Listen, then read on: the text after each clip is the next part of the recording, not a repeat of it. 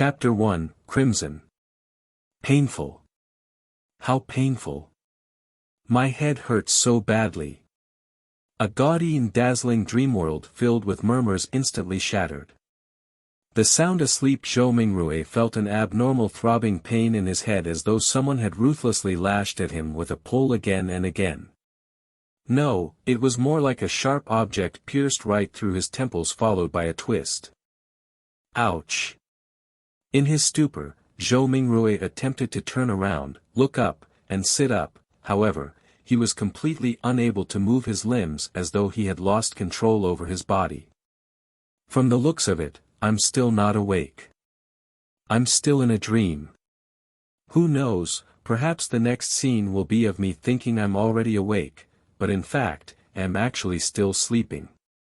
Zhou Mingrue, who was not unfamiliar with similar encounters, tried his best to focus in order to escape the shackles placed upon him by the darkness and confusion. However, while still in his reverie, whatever will he could summon was ethereal like a fleeting fog. He found his thoughts difficult to control and introspect. No matter how much he tried, he still lost his focus as random thoughts surfaced in his mind.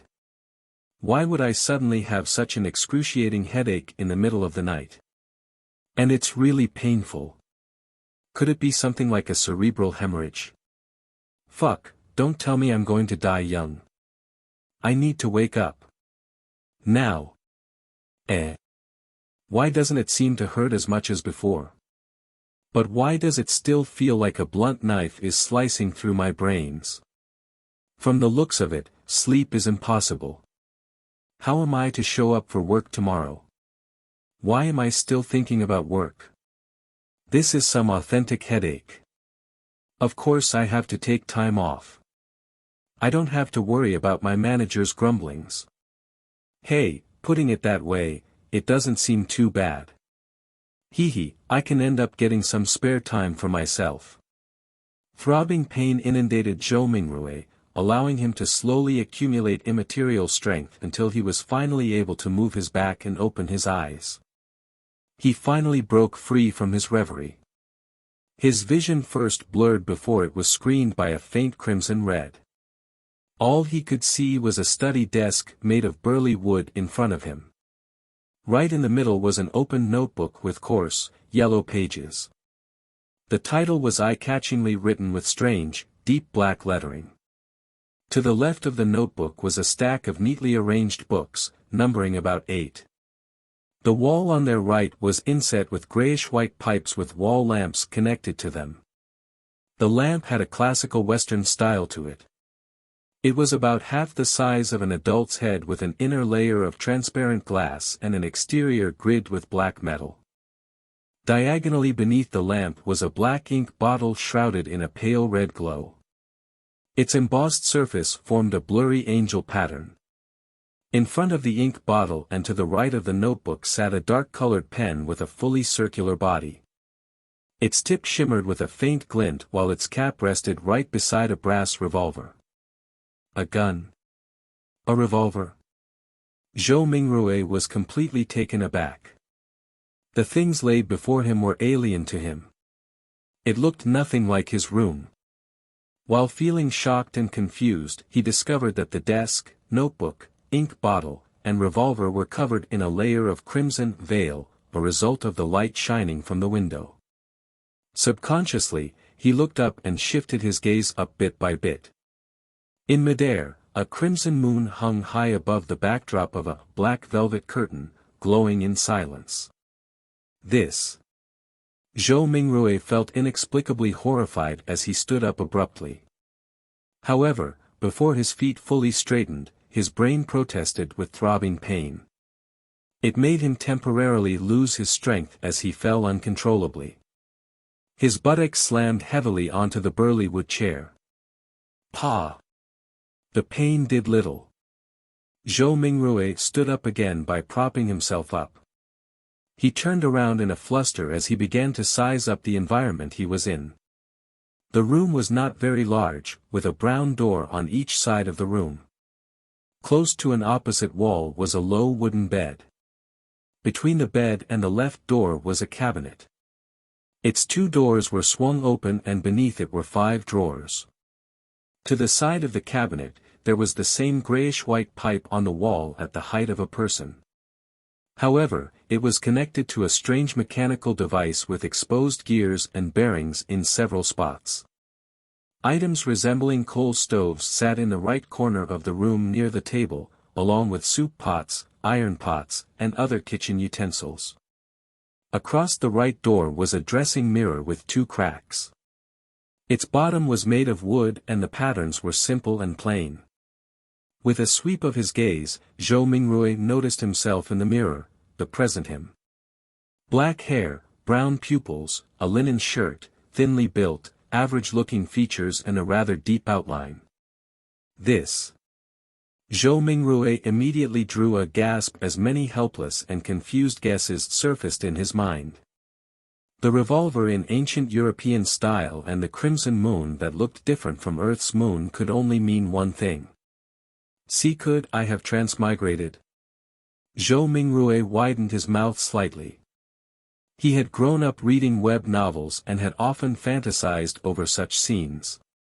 However, he momentarily found it hard to accept the situation when he found himself in one. This was probably what it meant to love a fantasy one. In a minute, Zhou Mingrui had already cursed himself while trying to make the best out of his adverse situation.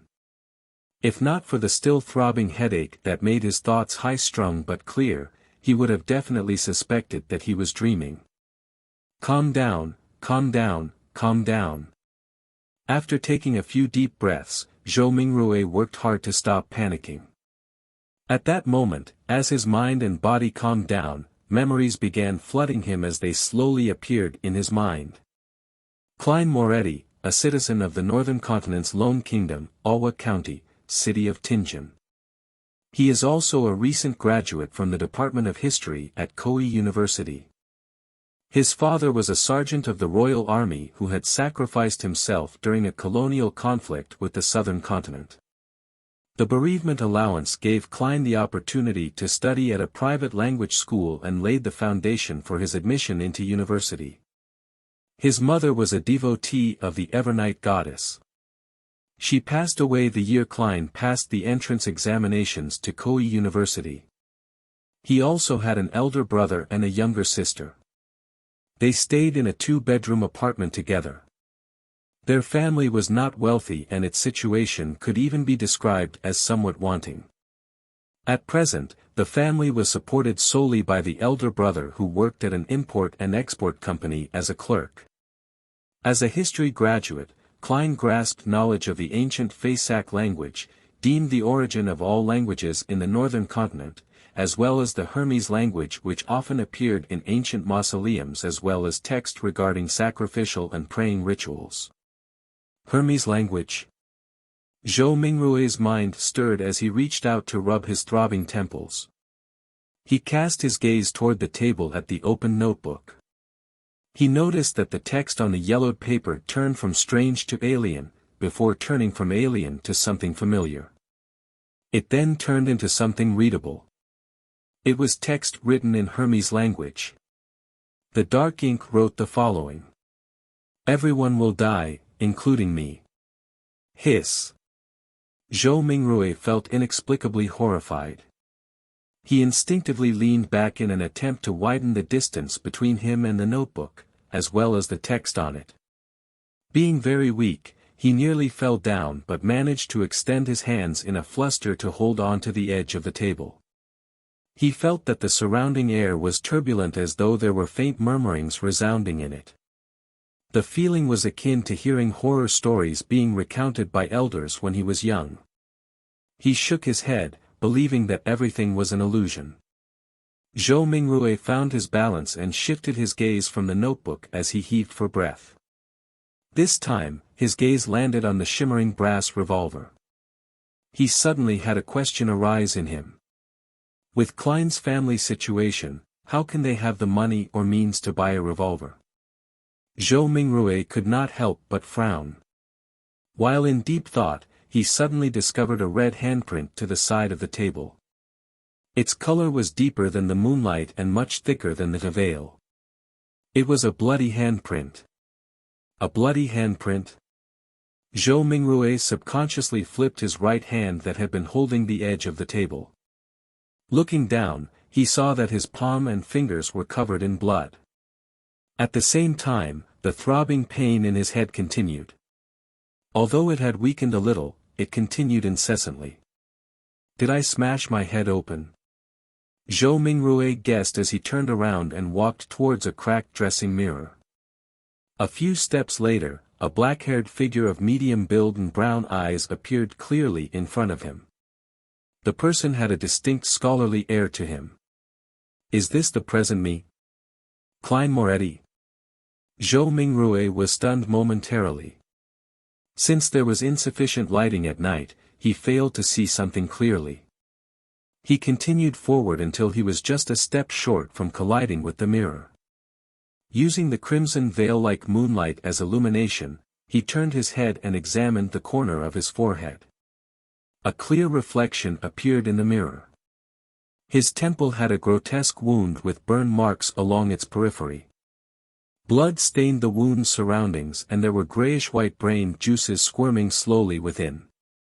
Thank you and subscribe for more.